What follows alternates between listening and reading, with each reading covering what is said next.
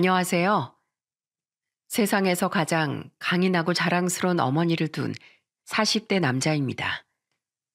사람이 인생을 살면서 얻을 수 있는 가장 큰 복 중 하나는 바로 부모복이라고 하죠. 부모 될 일을 스스로 선택해서 태어날 수 없으니 오롯이 타고나야 하는 귀한 복이니까요. 그리고 간혹 피로 이어진 부모님이 아닌 마음으로 이어진 부모님을 만나는 행운을 얻게 된 사람들도 있는데 그 행운아 중 한 명이 바로 저랍니다. 제 사연은 불행에서 저를 구해준 저희 어머니와 가족, 그리고 그런 어머니 덕에 번듯한 어른이 된 제가 스스로 가정을 꾸리게 되며 생겼던 소동에 관한 이야기랍니다.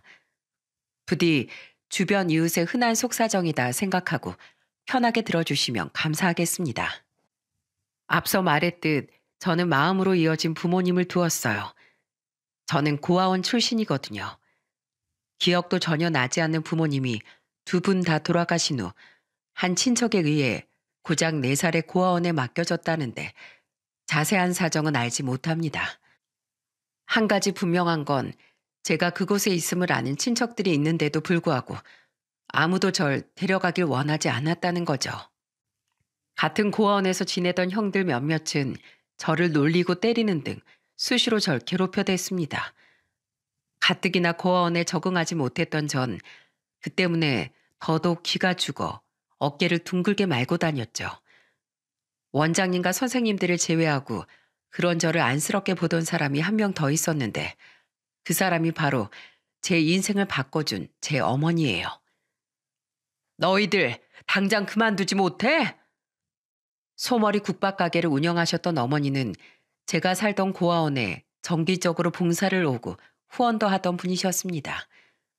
어머닌 유독 길을 펴고 살지 못하던 제게 관심이 가셨는지 언제부턴가 봉사를 오기만 하면 저부터 먼저 찾곤 하셨죠. 성호야, 너도 이제 8살이나 됐는데 누가 괴롭히면 하지 말라고 맞서 싸울 줄도 알아야지. 아무리 괴롭혀도 찍소리도 안 하고 당하기만 하잖아. 그럼 사람들은 네가 그래도 되는 애인 줄 알고 더더욱 막대하는 거야. 아줌만 제가 안 돼봐서 그렇게 말하실 수 있는 거예요. 제가 어떻게 형들을 이겨요. 그리고 대들면 형들이 절 더 괴롭힐 텐데 저한텐 여기가 집이니까 어디로 도망갈 곳도 없단 말이에요.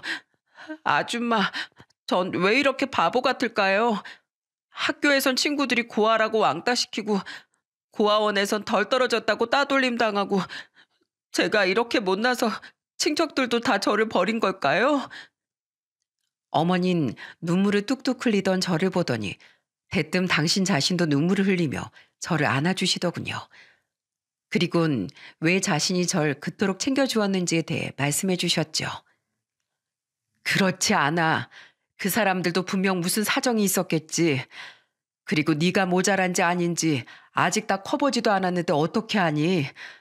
설사 네가 남들보다 조금 부족하다고 한들 세상 그 누구도 널 무시하고 괴롭혀도 될 권리는 없단다. 넌 태어난 것 자체로도 충분히 소중한 아이야. 성호야, 사실 이 아줌마도 너처럼 고아원에서 자랐단다. 그리고 너처럼 고아원 언니 오빠들한테 음침하다는 이유로 엄청난 괴롭힘을 당했어. 그래서 성호 너를 보면 아줌마가 자꾸 난 같지 않았단다. 정말요? 아줌만 전혀 안 그러셨을 것 같아요. 그렇지? 근데 정말 그랬어. 그리고 아줌만 그 사람들한테 평생 지고만 있기 싫어서 맞서 싸웠단다.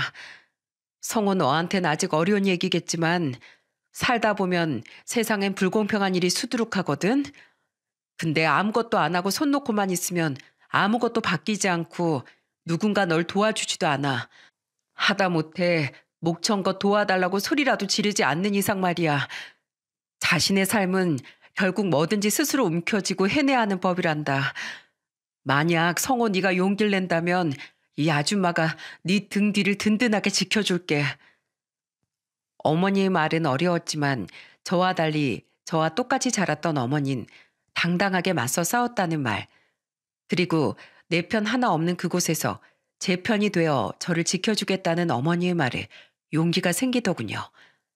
그래서 며칠 뒤 또다시 저를 괴롭히려고 들던 형들에게 저는 정말로 대들었습니다.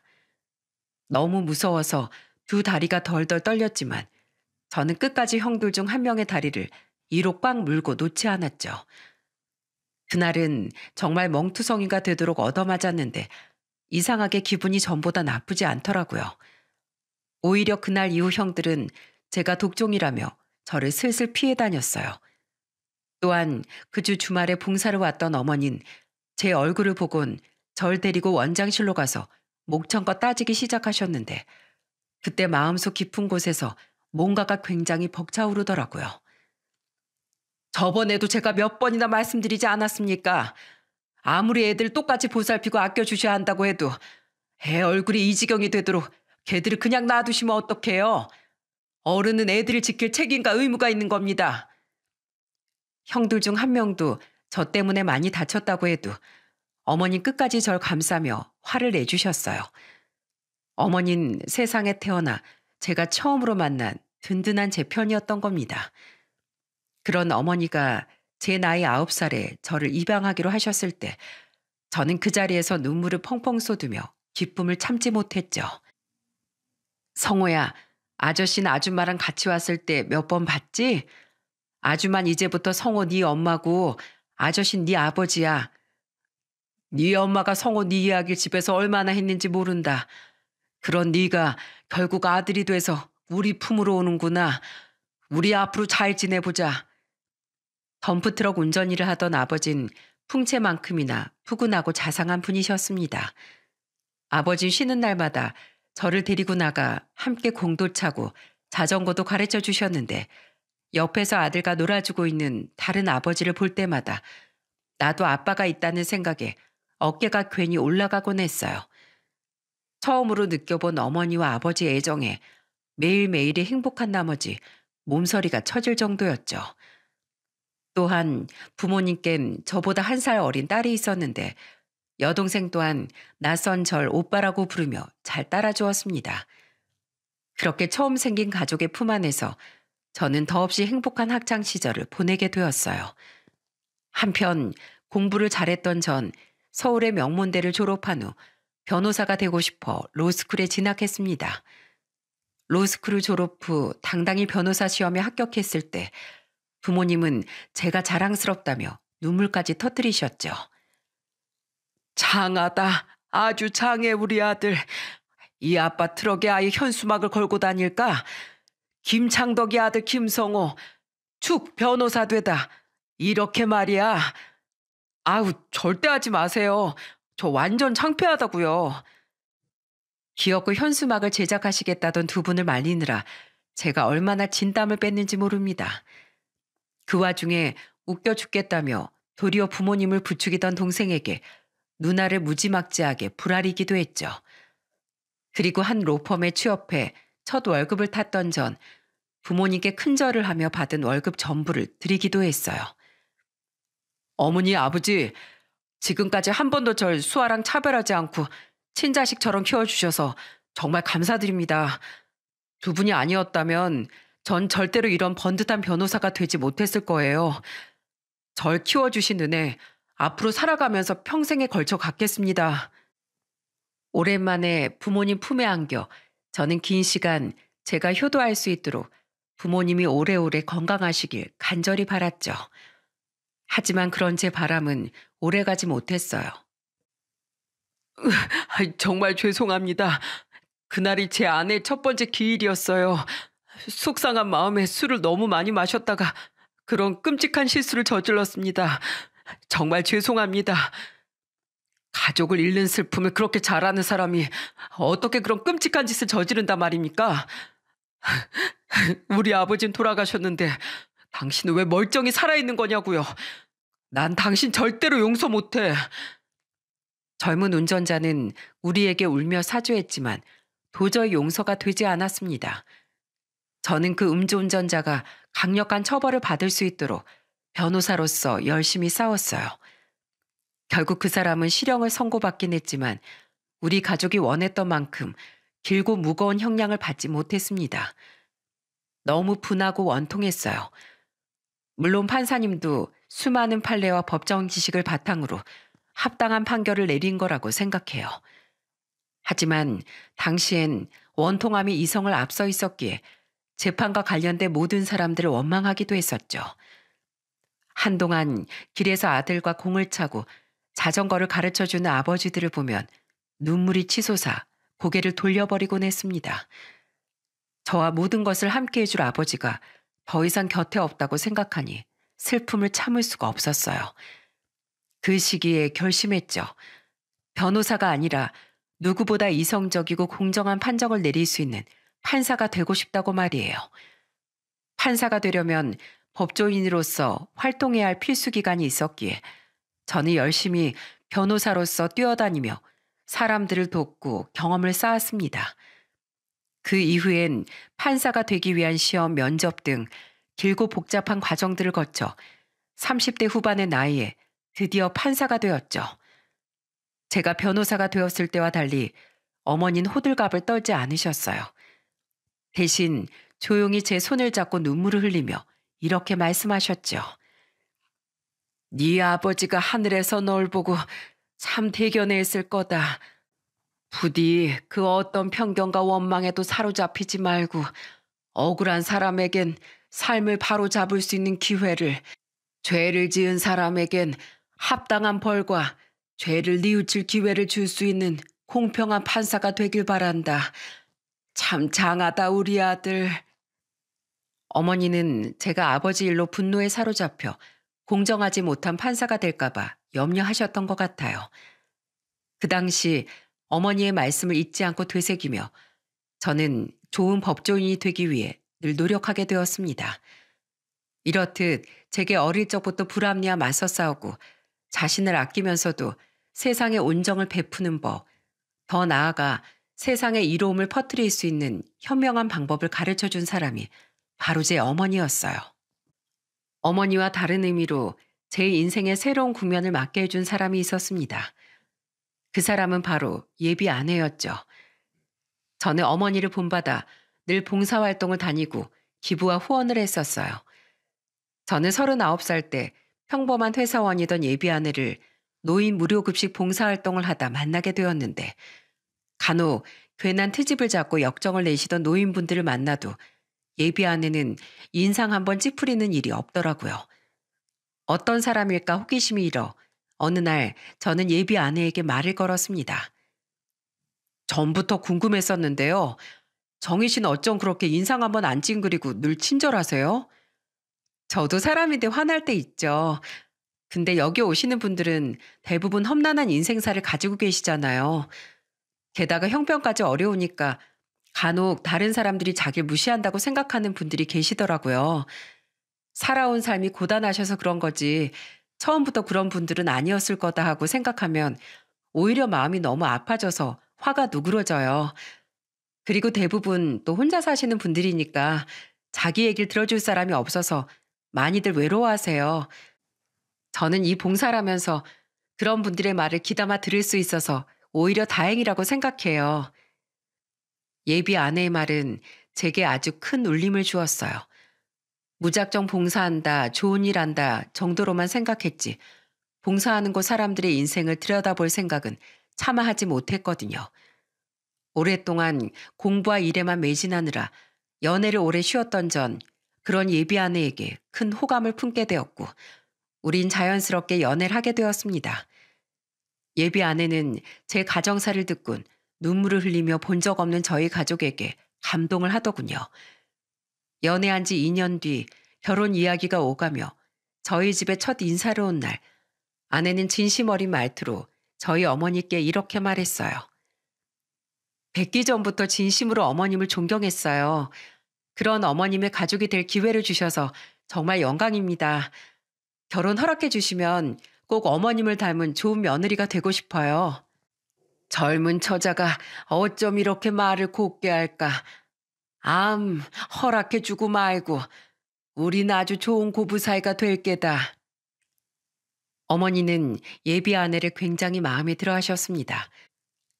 예비 아내를 보러 집에 와 있었던 저보다 먼저 결혼했던 제 동생 또한 어디서 저런 선녀를 데려왔냐며 입이 마르도록 칭찬을 했죠.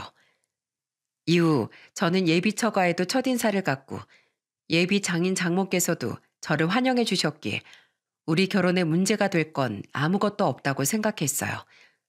얼마 뒤 상견례를 진행하기 전까진 말입니다. 상견례엔 저와 어머니, 동생과 매제, 또 예비 아내 쪽엔 예비 장인 장모와 예비 처남이 자리했습니다.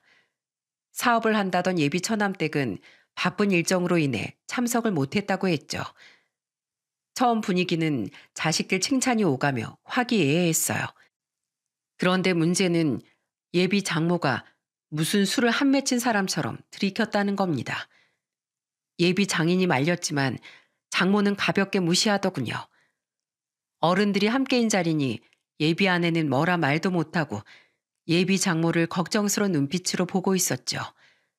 저 또한 저러다 취하시는 거 아닌가 걱정이 됐는데 아니나 다를까 예비 장모는 아예 혓바닥이 꼬일 정도로 만취를 해버렸어요. 그리고 그때부터 미처 상상하지도 못한 망언의 축제가 시작됐습니다. 그나저나 사부인, 미리 사부인이라고 불러도 괜찮겠지요? 정말 대단하십니다. 보육원에서 고생하던 성호를 데려오신 걸로도 모자라 무려 판사로 키워내시다니요. 돌아가신 사돈어른께서도 분명 훌륭한 분이셨을 겁니다. 과찬이세요, 사돈어른. 사돈어른과 사부인이야말로 이렇게 따님을 훌륭한 성품을 가진 젊은이로 키워내시지 않았겠습니까? 그리고 제가 성호를 데려온 게 아니라 부모 자식간이 될 운명이 우릴 이끈 게지요. 진짜 듣다 짜증나서 못 들어주겠네. 훌륭하십니다, 사부인. 대단하십니다, 사부인. 당신 사위 될 사람이 판사라고 너무 빌빌거리는 거 아니에요? 뭐라고? 이 사람 결국 취해버렸네. 죄송합니다, 사부인. 제가 어떻게든 말려서 했는데 당신 얼른 그 입 다물어. 내가 뭘 어쨌다고. 저기 이보세요, 사부인. 솔직하게 말해봐요. 지금 기분 째지죠? 내가 그 고아원에서 데려온 게 대박 복권이었구나 싶어서요. 운명? 댁에 데려온 고아가 판사 말고 별 볼 일 없는 거렁뱅이로 자랐으면 과연 그런 말이 나왔을까요? 사부인, 말씀이 심하십니다. 실수하시는 것 같은데 이쯤에서 그만하시지요. 진짜 더럽게 고상한 척하네. 판사 엄마라 이거야? 아들이 판사면 뭐해? 정작 지는 냄새나는 소머리 국밥이나 파는 시장 댁이면서 소머리 국밥 파는 여자가 출세했네요. 가짜 엄마 주제에 판사 아들까지 두고 떵떵거리다니 말이에요. 애가 똑똑해서 판사가 된 거지. 뭐 자기가 잘나서 판사 만들었나? 여보, 당신도 훌륭하니 어쩌고 저쩌고 하는 거 그만해요. 나도 애들 잘 키웠어요. 나도 훌륭하고 대단한 사람이라고. 정희 너도 시어머니가 좋은 사람이네 어쩌냐는 소리 그만 좀 해. 저 땅 국밥하는 추레한 여자보다 전직 공무원 남편 두고 소시적에 피아노 가르치고 살았던 내가 훨씬 고상하고 훌륭해. 야, 사위 너. 결혼하고 나서 저 땅 가짜 엄마 대접한다고 내 딸 고생시키기만 해봐. 아니, 아예 구하기로 한 신혼집 말고 처가살이를 하는 게 어때? 저런 가짜 말고 우리 딸 친부모인 내가 진정한 부모 사랑이 뭔지 확실하게 알게 해줄게.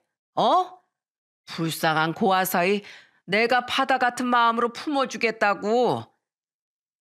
예비 장모는 쩌렁쩌렁한 목소리로 상견례장 분위기를 풍비박산 내버렸습니다. 예비 장인과 처남의 얼굴은 사색이 됐고 예비 아내는 황급히 예비 장모의 입을 틀어막았어요. 하지만 때는 이미 늦었죠. 저와 동생은 걷잡을 수 없을 만큼 화가 난 상태였고 매제는 너무 놀라 냉수를 들이키고 있었어요. 예비 장모고 뭐고 이건 아닌 것 같아 벌떡 일어나 화를 내려는데 싸늘한 표정의 어머니가 말리듯 제 손을 잡으시더군요. 그때 문득 떠올랐습니다. 애초에 무례한 상대와 싸우는 법을 제게 처음으로 알려준 사람이 바로 저희 어머니라는 사실을 말이죠. 어머니는 다른 쪽 손이 올려져 있던 식탁을 주먹으로 탁 내리치셨어요. 그리고 그때부터 성난 암사자의 포효 같은 어머니의 참교육이 시작됐습니다. 피아노 치는 일보다 소머리 국밥 하는 일이 덜 고상하다고 누가 그럽디까? 직업 가지고 고상하네 마네 수준 따지는 댁 사고방식은 덜 고상하다 못해 천박하네요. 그리고 가짜 엄마? 난 우리 성호를 데려온 그날부터 단 하루도 우리 성호가 내 친자식이 아니라고 생각해 본 적이 없어요. 우리 성호가 판사 말고 당신 말대로 거렁뱅이가 됐어도 난 이엘 가슴으로 품었을 겁니다. 판사 아들? 좋지요. 자랑스럽지요. 하지만 내가 자랑스러운 건 우리 성호가 판사여서가 아니라 감사할 줄 알고 남을 위해 기꺼이 가진 걸 내놓을 줄 아는 심성착한 아이로 자라섭니다. 그런 의미에서 난 충분히 아들 잘 키운 여자라고 칭찬받을 수 있다고 생각해요. 난 정일 이렇게 잘 키운 댁도 훌륭하고 존경받을 만한 부모라고 생각했습니다. 근데 이제 보니까 아니네요.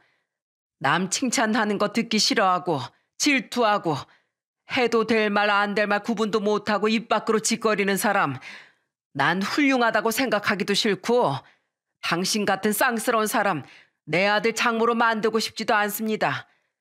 난 이 결혼 더는 찬성 못하겠네요. 뭐라고? 쌍스러워? 당신 말 다 했어? 어디 해보자 이거야? 해봐 어디. 내가 어렸을 적 고아원에 살 때부터 남 무시하고 얕잡아오는 인간들 언니고 오빠고 할 것 없이 아주 코를 납작하게 만들어줬어.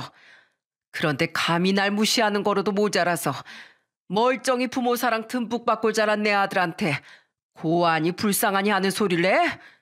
진짜 인생 한번 불쌍하게 만들어줘? 또 한번 내 아들 무시하는 말 짓거려봐. 그땐 당신 내가 아주 산채로 잡아다가 국밥으로 끓여버릴 테니까 알았어? 확 눈 안 깔어? 예비 장모 때와는 다른 의미로 기절할 뻔했습니다. 저는 저희 어머니가 그런 무서운 말을 하실 수 있는 분인지 정말로 몰랐거든요. 저뿐만 아니라 그 자리에 있던 모두가 기함을 했는지 떡 벌린 입을 다물 생각조차 못하더군요. 심지어 예비 장모는 어마무시한 어머니의 말에 어느새 시선을 돌린 채 무릎까지 덜덜 떨고 있었죠. 어머니는 더 이상 이 자리에 있을 가치가 없다며 가자고 소리친 후 먼저 방을 나가버리셨습니다.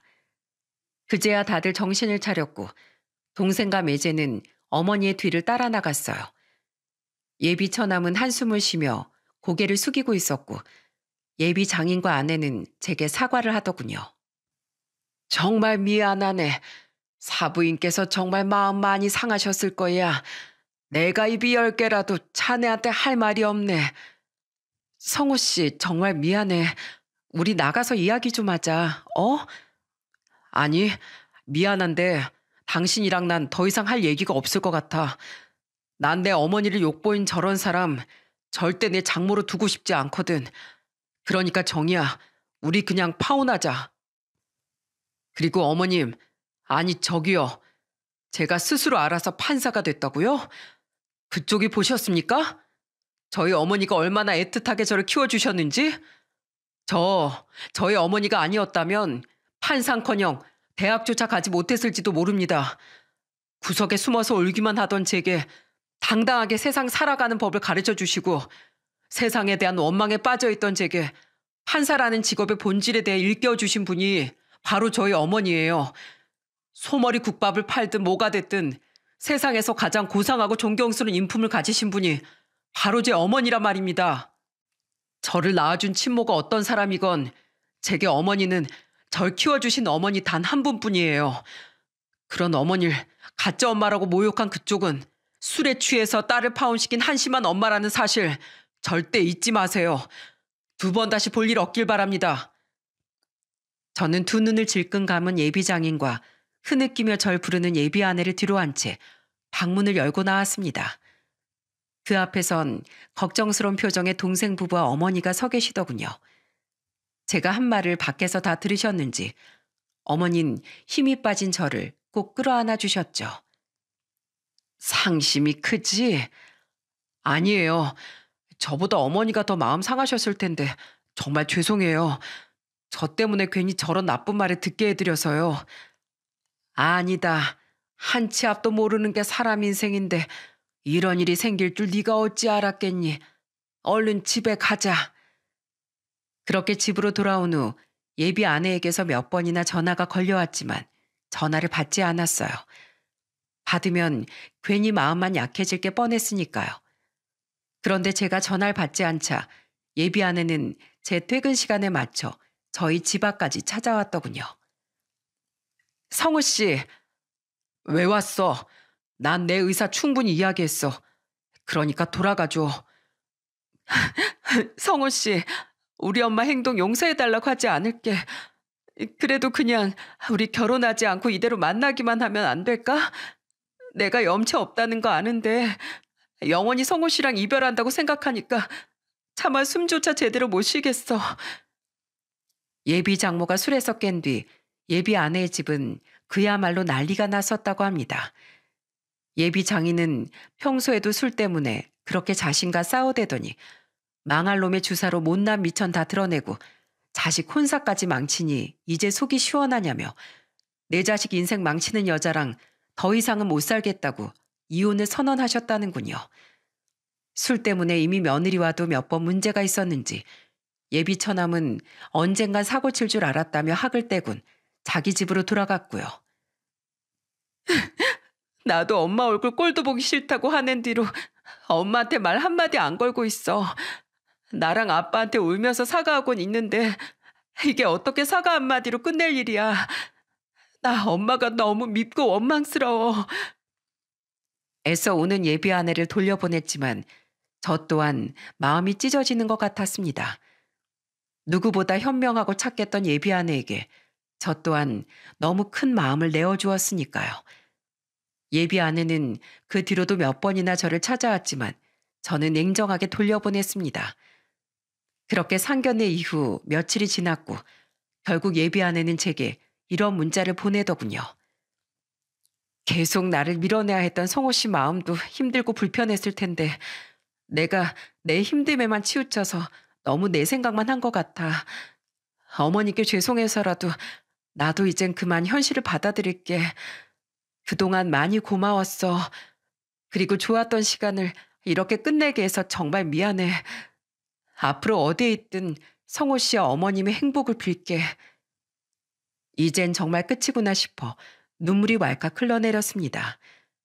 두 번 다시 이런 여자 만날 수 없을 테니 아마 살면서 내 인생에 결혼이란 없겠구나 싶었죠. 한참을 울고 목이 말라 방을 나오니 거실 소파에 어머니가 앉아 계시더군요. 저는 황급히 마른 눈물 자국을 지워내려 손으로 얼굴을 비볐어요. 그런데 그때 어머니는 저를 부르더니 이렇게 말씀하셨습니다. 많이 힘드니? 괜찮아요. 시간이 해결해 주겠죠. 괜히 걱정 끼쳐드려서 죄송해요, 엄마. 성호야, 사실 그동안 정희가 나한테도 몇 번이나 전화가 왔었다. 죄송하다고 꼭 찾아뵙고 다시 사과드리고 싶다는 걸 내가 오지 말라고 했다. 마음이 약해질 것 같아서 말이야. 그러니까 아까 전에 앞으로 부디 행복하게 잘 사시라는 마지막 문자가 왔더구나. 어머니한테도 그런 문자를 보냈어요. 사실 저한테도 마지막 문자가 왔었거든요. 그래, 왠지 그럴 것 같았다. 그러니 네가 그렇게 우는구나 싶었지. 사실 정희한테 그동안 연락 온 걸 너에게 말하지 않았던 건 달라질 건 없는데 괜히 말해봤자 네 마음만 아프게 할 것 같아서야. 나도 사람인지라 화도 많이 났고 그런 사람을 네 가족으로 만들고 싶지 않았으니 네 결혼을 도저히 찬성할 수 없을 것 같았거든. 그런데 너희가 서로 정을 떼기가 많이 힘들다면 하운을 진지하게 다시 고려해 보려무나. 사실 내가 말 안 한 일이 하나 더 있는데 요즘 네 예비 장모였던 그 여자가 매일같이 내 식당에 찾아오고 있다. 오늘로 벌써 닷새째야. 깜짝 놀랐습니다. 너무 생각지도 못한 말이어서요. 그도 그럴 것이 예비 장모는 제게 단 한 번도 사과 전화를 한 적이 없었기에 끝까지 참 뻔뻔한 사람이라고 생각했었거든요. 상견례한 다음 날 정희 부친이 찾아와서 내게 머리 숙여 사과하더구나. 파혼할 때 하더라도 자기 안 사람 행동에 대해선 진심으로 사죄하고 싶다면서 말이야. 그전에도 며느리가 돈 잘 보고 친정 좀 잘 산다고 시댁을 무시한다면서 술 먹고 몇 번이나 난동을 피워댔다더구나. 어렸을 때부터 공부 잘하던 오빠들하고 비교당하면서 자라서 시기 질투도 피해의식도 심한 사람이었대. 그동안은 자라온 환경이 안쓰러워서 보듬고 참아줬는데 정이 파혼당하는 거 보고 자기 아들까지 이혼시킬 것 같아 더 이상은 못 참겠다고 이혼할 거라고 하더라. 그래서 그건 내 알 바 아니니 알아서 하시라고 돌려보냈지. 그런데 그 다음 날엔 정이 못 치는 그 여자가 찾아와서 손님들이 다 보는데도 아랑곳 않고 엉엉 울면서 죄송하다고 한 번만 용서해달라고 싹싹 빌더라. 딸은 자기를 완전히 투명인간 취급하고 남편한테도 이혼당하게 생겼다면서 제발 한 번만 파혼을 고려해주면 안 되겠냐고 말이야. 근데 내가 그걸 왜 받아줘야 하니? 가족들 다 등 돌리고 집에서 쫓겨날 것 같으니까 날 찾아와서 악어의 눈물을 흘리는구나 싶었지. 그런데도 며칠을 계속 찾아오길래 대체 왜 그랬는지 알기나 하자 싶어서 오늘은 내가 앉혀놓고 물어봤다. 어머니의 물음에 예비 장모는 고개를 들지 못하고 이렇게 얘기했다는군요. 정말 죄송합니다. 제가 성장 배경이 엉망이라 성격이 배배 꼬여 있어요. 남이 나보다 잘난 것 같으면 괜히 질투나고 괜히 깎아내리고 싶은 못난 마음이 들더라고요. 저도 스스로가 못난 건 알고 있어서 어떻게든 꾹 참고 살아보려는 와중에 우리 아들이 결혼을 했습니다. 그런데 평범하게 중소기업 다닌 우리 아들에 비해 며느리가 너무 잘났지 않겠어요? 친정도 우리 집은 비교도 안 되게 부자고 자기 사업한다면서 우리 아들 벌이의 10배는 번다고 하더라고요. 바쁘다고 애 계획도 미루고 명절이나 중요한 집안 행사에도 사업 때문에 바쁘다면서 아들 통해서 돈만 보내버릴 때가 많으니 그게 참 고깝더군요. 그래서 시어미로서 한마디 하려고 해도 남편도 바쁘네 그냥 놔두라고 하고 아들은 잘 사는 자기 처가 눈치, 자기보다 잘난 처 눈치 보면서 도리어 그거 시짜짓 하는 거라고 화내고 집 좀 덜 잘 살고 아들 중소기업밖에 못 보내놨으면 시부모 대접도 못 받고 무시당해 한답니까? 내 친구들은 며느리가 전화도 자주 건다고 하고 명절엔 어머님 제가 할 테니까 쉬세요 하면서 사근사근하게 군다는데 내 처지가 처량하더라고요. 그런데 이번엔 우리 딸이 자기 시엠이 될 사람이 그렇게 훌륭하다, 존경스럽다 하고 생전 저한테는 안 하던 칭찬을 늘어놓으니 솔직히 별 잘나지도 않은 여자가 아들을 판사로 키워내서 저런 소리를 다 듣네 싶어서 또 질투가 났어요. 물론 사위 직업이 좋으면 저도 좋지만 입이 해벌쭉해진 남편을 보니까 아들 쪽 사돈들한테처럼 이번에도 내 기가 팍 죽겠구나 싶어서 자존심도 상했고요. 나도 내 나름대로 자식들 열심히 키웠는데 인정 못 받는 것 같고 괜히 내 자식들도 무시당할 것 같아서 심기가 불편하던 와중에 사부인께서 친모가 아니라는 말을 듣고 더더욱 마음이 삐뚤어졌던 것 같아요. 게다가 제가 술까지 취해서 그런 저질러선 안 될 실수를 했고요. 저도 압니다. 제가 못난 사람인 거. 사실 애들에게 쭉 무시당할까 봐도 무섭고 남편한테 정말 이혼당할까 봐 무서워서 온 거 맞습니다. 하지만 제가 자존심 그런 거 생각 안 하고 달려온 제일 큰 이유는 우리 정희가 너무 힘들어해서예요. 사부인도 아시다시피 저와 다르게 우리 정인 정말 날개만 없다 뿐이지 천사나 다름없는 아이잖아요. 저 때문에 정희 인생을 망쳤다고 생각하니까 도저히 가만히 있을 수가 없었습니다. 사부인, 제발 우리 정희를 생각해서라도 한 번만 눈 감아 주실 수 없을까요? 제가 진심으로 사죄드리겠습니다. 예비 장모는 테이블에 눈물을 뚝뚝 떨구며 결혼식장에 나타나지 말라고 하면 얼굴도 안 비추고 애들과 인연 끊고 살라면 그러겠으니 자기 딸을 한 번만 받아달라고 애원했다는군요. 한없이 못난 사람이긴 해도 자신도 부모라며 제발 딸의 인생을 다시 바로잡을 수 있는 기회를 달라고 말이죠. 그 말을 듣고 솔직히 나도 부모인지라 마음이 약해졌다. 우선은 생각해 보겠으니 돌아가 보라고 말해도 끝까지 남아있다가 은근슬쩍 손님한테 서빙까지 하려고 들더구나. 내 눈치를 슬슬 보면서 말이야. 그래서 그냥 내버려뒀더니 마감 때 테이블도 다 닦고 바닥도 깨끗하게 쓸고 닦고서야 들어갔어. 고생 많으셨어요, 사부인. 하고 허둥지둥 돌아가는데 마음이 참 복잡했다. 그리고 집에 오는데 정이 문자를 받고 정말 생각이 많아졌어. 솔직히 마음이 다 풀리지 않은 건 사실이다. 하지만 부모로서 자식을 위해 몇 날 며칠씩 자존심 다 내려놓고 고개 숙일 줄 아는 사람에게라면 한 번쯤 기회를 주는 것도 좋지 않을까 싶구나. 반성하는 사람에게 기회를 주는 거 그게 판사인 네 일도 되지 않겠니? 그러니 네가 정희에게 마음이 많이 남아있다면 그냥 결혼 없지 말고 진행해 보려무나. 뜨거운 눈물이 흘렀습니다.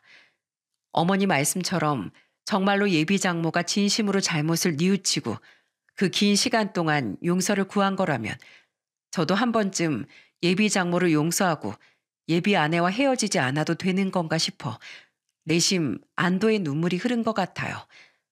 한참을 고민한 끝에 다음날 퇴근길에 예비 아내에게 전화를 걸어 제가 들은 이야기를 말해주었어요. 그리곤 당신만 괜찮으면 다시 만나보겠냐는 가슴 벅차오르는 말을 내뱉었죠. 정말 우리 엄마가 그랬다고? 난 몰랐어. 엄마랑 요새 전혀 말을 안 하고 지냈거든. 정말 어머님이 우리 다시 만나보라고 그러셨어? 그럼 우리 안 헤어지는 거지? 나 마침 지금 퇴근했는데 당장 어머님 가게로 가서 감사하다고 그리고 정말 죄송했다고 직접 말씀드릴래. 예비 아내는 울고 웃으며 기쁜 마음을 감추지 못했습니다. 저 또한 얼른 예비 아내를 보고 싶어 어머니의 가게로 향했고 우린 어머니의 가게 앞에서 마주쳤죠. 저는 긴장한 예비 아내에게 심호흡을 시킨 후 어머니의 가게로 들어갔어요.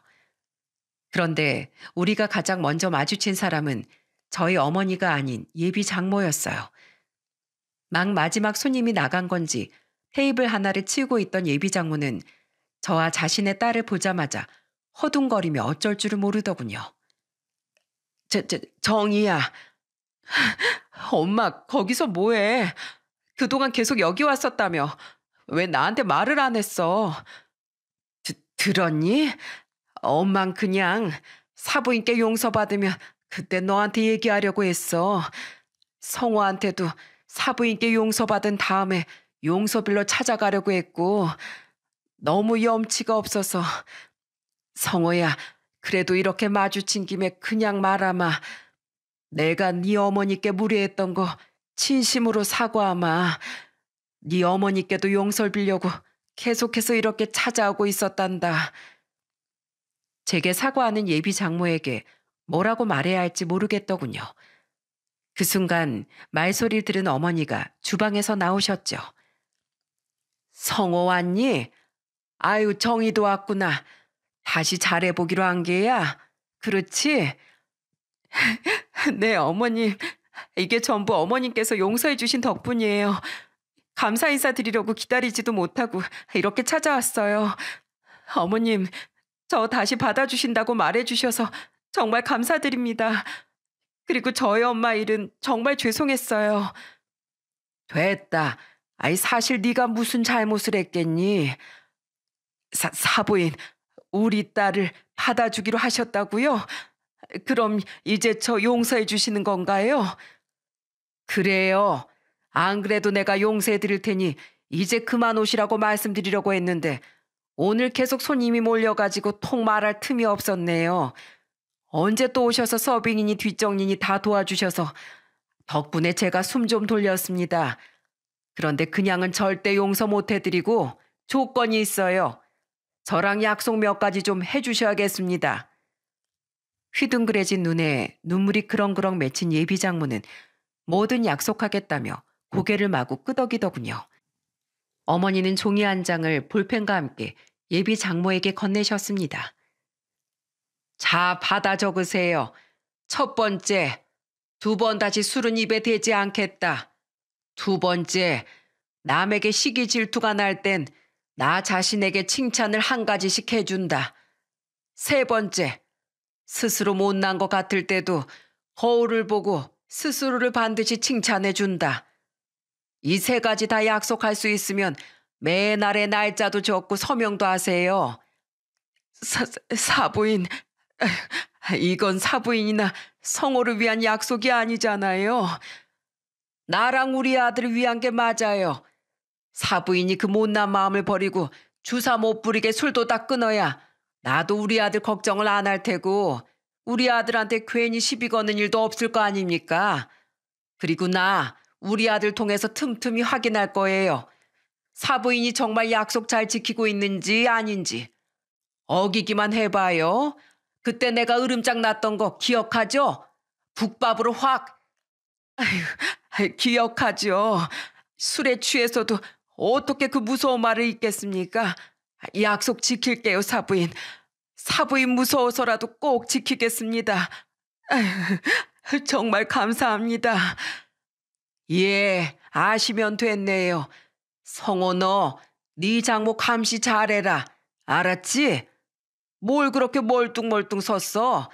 네 장모 눈물 닦으시게 휴지 좀 가져다 드려. 아, 네, 장모님, 여기요. 장모님? 그렇게 불러줘서 고맙네, 고마워. 내가 정말로 미안했네. 앞으로 꼭 이 약속들 전부 지키겠네. 어머니의 말에 저는 얼떨결에 예비 장모를 처음으로 어머님이 아닌 장모님이라고 부르며 휴지를 건넸습니다. 예비 장모는 그런 제 손을 잡고 엉엉 울었고 예비 아내 또한 그런 자기 엄마를 보며 눈물을 참지 못했어요. 그렇게 우린 다시 결혼 준비를 시작했습니다. 예비 장인은 소식을 듣고 어머니를 찾아가 몇 번이고 감사하다며 고개를 숙이셨다고 해요.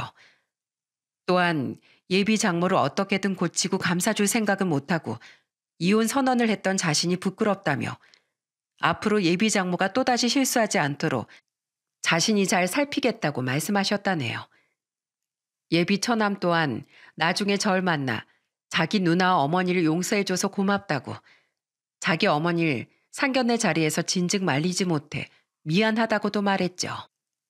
화가 났었지만 예비 아내만은 워낙에 좋아했던 제 동생은 일이 잘 해결됐다는 이야기를 듣고 진심으로 축하해줬습니다. 그렇게 소란했던 우여곡절 끝에 예비 아내는 더 이상 예비가 아닌 온전한 제 아내가 되었어요.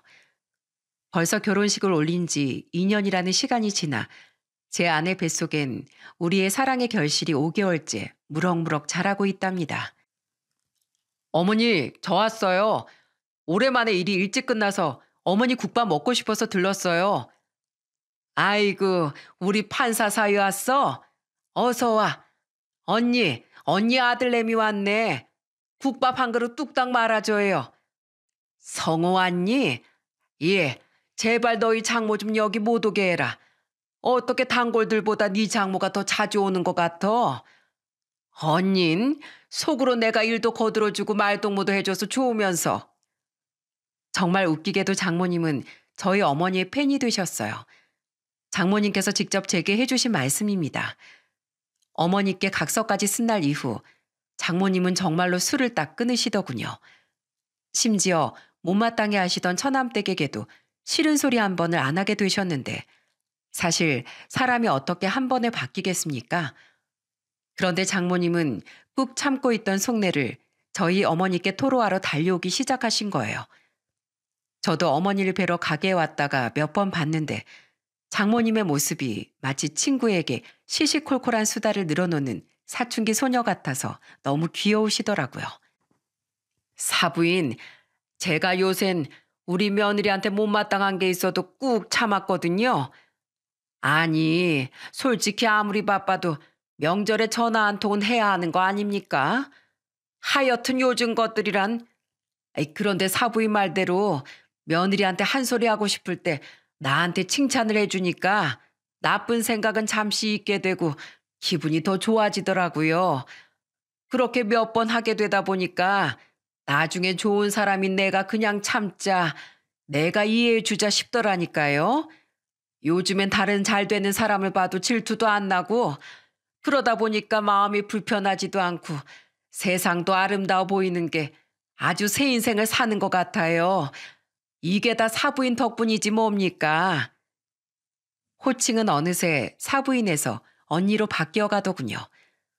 어머니는 장모님을 귀찮아하시는 듯해도 장모님 말씀처럼 내심 장모님을 좋아하세요. 자식들도 다 결혼시키고 혼자 남은 마당에 자신을 그토록 좋아해주는 사람이 있으니 마치 철없는 동생이 생긴 것 같아 외롭지 않다면서 말입니다. 제가 같이 살자고 아무리 말씀드려도 건강이 받쳐주는 한은 혼자 살고 싶다고 하셔서 걱정이 많았는데 그런 제 빈자리를 장모님께서 채워주고 계신 것 같아 저와 동생은 한편으로 장모님께 감사하고 있어요. 한때는 그토록 원망스럽고 미웠던 장모님이었는데 사람 일은 참 알다가도 모를 일 같네요. 장모님이 변하자 장모님 말씀처럼 처갓댁에 대면대면했던 처남댁도 점차 마음을 열더라고요. 사실 일도 너무 정신없는데 시댁만 오면 어머님이 자꾸 뭐라고 하셔서 일 핑계대고 안 온 적도 몇 번 있어요. 어머니께도 솔직하게 말씀드리고 얼마 전에 죄송하다고 사과드렸고요. 그런데 요즘엔 어머님이 먼저 일은 많이 바쁘냐고 잠은 자고 일하냐고 걱정도 해주시니까 제가 너무 못된 며느리였다는 생각이 들어서 요즘엔 잘하려고 노력하고 있어요. 우리 어머님 정말 많이 변하신 것 같아요. 어머님이 술까지 끊으시니까 아버님하고 사이도 더 좋아지셨잖아요. 그죠? 장모님은 스스로 변하기 시작하면서 장인어른과 처남댁과의 사이까지 좋은 쪽으로 변화시켰습니다. 처가 식구들과 아내는 모든 게 저희 어머니의 현명함 덕분이라며 아직까지도 굉장히 고마워하곤 하죠. 이렇듯 한땐 영영 남남이 될 뻔한 아내와 처가 식구들은 저와 어머니의 소중한 가족이 되었습니다. 최근 장모님은 저희 어머니를 따라 봉사를 나가기도 하세요. 한번 좋은 사람이 되니 더 좋은 사람이 되고 싶다면서 말이죠. 저도 아내와 함께 마찬가지로 봉사, 기부, 후원을 꾸준히 하고 있으니 어머니 한 사람의 선한 영향력이 결국 저와 장모님을 세상에 도움의 손길을 내밀 수 있는 사람으로 만들어준 거 아니겠어요? 여러분, 저는 제 사연을 통해 세상엔 도움의 손길을 필요로 하는 사람이 아주 많다는 이야기를 하고 싶었습니다.